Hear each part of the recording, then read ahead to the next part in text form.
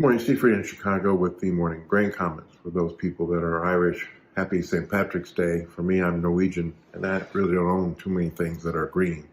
But there's a lot of green on the screen with beans up, corn up, meal up, wheat up, stock market's lower, the dollar's lower, crude's up, and most commodities are up. There is some talk about China overnight lowering their reserve requirements 25 basis points, and historically that's a tool to try to stimulate their economy.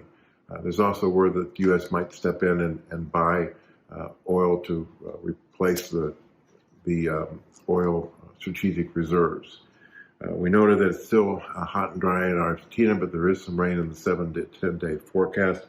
Argentina lowered their soybean crop to 25 million tons, and they probably have to import a record 8 million tons versus, and also have stocks record low at somewhere around 6 million tons. Brazil's soybean export basis continues to leak lower with increased farmer selling and reduced amount of purchases from China to this point.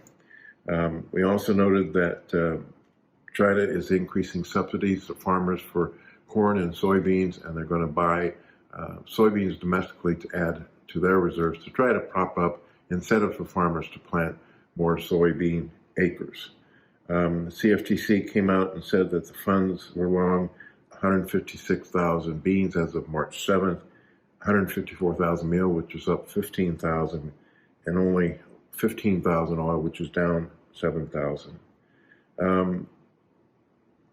I think the corn market has been supported by China buying corn, good weekly sales, and the fact that Argentina crop is smaller. The exports are still, though, down 39% from last year. Commitment traders as of March 7th show the funds reducing their net long in corn to only 21,000 contracts.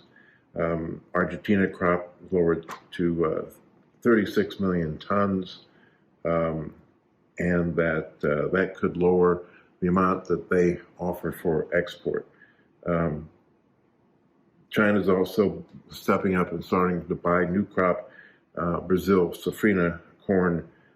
Right now, though, nearby Brazil corn prices are 85 cents above the U.S. And in the wheat, the CFTC as of March 7th showed the wheat in Chicago short 100,000 contracts, all three markets short 114,000 contracts. Argentina has only exported about 2 million tons of wheat to date versus 9 million tons last year, but on the other hand, Brazil, which usually imports 6 to 8 million tons of wheat, has actually shipped 2.6 million tons of wheat.